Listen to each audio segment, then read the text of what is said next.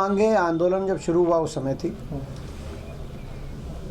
जिसमें से एक पूरी हुई है कि 3 कानूनों को वापस लिया जाए और एमएसपी पे कानून बनाया जाए। कुछ मांगे किसानों की उसको हम नहीं कह सकते, लेकिन जिस तरह का आंदोलन बना है उसमें कुछ मांगे उसमें जुड़ी हैं, जिसमें ये जो किसान परिवार जिन्होंने अपना कोई खो दिया है उनको कोई आर्थिक मदद और उनके परिवारों में रोज़गार, ये नई मांग नहीं कह सकते इसको। आंदोलन के जब शुरू हुआ तब नहीं थी, तब किसी को पता नहीं था कि इतना लंबा आंदोलन चलेगा, इतनी जाने इसमें जाएंगी। तो सरकार किसान संगठनों से बात करे, सिर्फ किसान मोर्चा से बात करे तुरंत, और ये जो बाकी मुकदमे वापस, हाँ एक मुकदमे में वापस, ये भी इसको भी नई मांग नहीं कह सकते। ये भी अभी आंदोलन में इतने हज़ारों किसानों के मुकदमे बढ़ गए, तो ये जो मुकदमे बने हैं तो आज ये मुकदमों की वापसी हो। जिन परिवारों ने अपने किसी को खोया है उन परिवारों में आर्थिक मदद हो और उनको रोज़गार मिले, और उन लोगों से सरकार माफ़ी मांगे।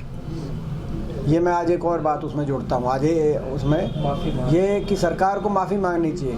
प्रधानमंत्री जी ने कहा, प्रधानमंत्री जी ने माफ़ी मांगी, लेकिन उन लोगों से माफ़ी मांगे, क्योंकि अगर ये समय रहते सरकार अगर राजहट ना दिखाती, हम बार बार राजहट का शब्द का प्रयोग करते थे, जिद का शब्द का प्रयोग करते थे, अगर सरकार समय रहती ये मांग मान जाती, अपने नागरिकों की बात मानने से कोई झुकता नहीं है, तो 670 परिवारों के घरों में अंधेरा नहीं होता।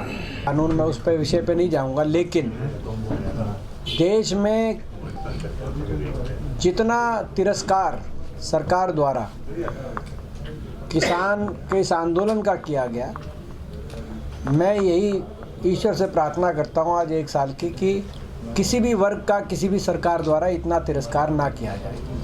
सर ये आज तो आपके नागरिक थे, मगर कुछ दिन पहले तो ये खालिस्तानी थे, उपद्रवी थे, आतंकवादी थे, ये चीन और पाकिस्तान से फंडित थे, गद्दार थे। ये शब्दावली का प्रयोग किसी न किसी भाजपा नेता ने किया है पिछले 1 साल के अंदर।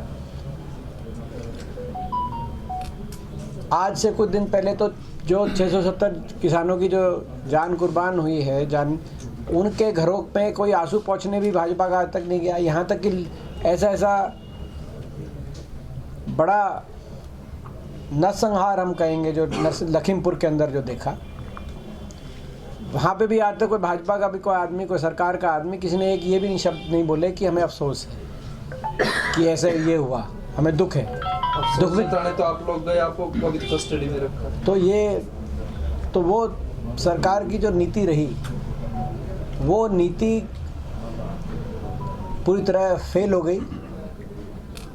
किसानों की आवाज़ कुचलने की नीति थी, किसानों की आवाज़ दबाने की नीति थी, वो नीति पूर्णतः फेल हुई और अंततः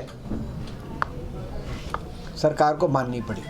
ये हमारी मांग है, बार बार हम मांग कर रहे हैं कि हरियाणा के अंदर HPSC और SSC, तो सर्विस सिलेक्शन बोर्ड और HPSC दोनों से के माध्यम से जो तमाम पिछले कई वर्षों में लगातार एक के बाद एक जो स्कैम सामने आया है, जिसमें 38 पेपर लीक हुए। 38 पेपर लीक तो जो मध्य प्रदेश का व्यापम घोटाला है उसमें भी 15 पेपर लीक हुए थे, यहाँ 38 पेपर लीक हो गए। रिकॉर्ड भी बना और अविलंब पेपर, हर पेपर लीक हुआ।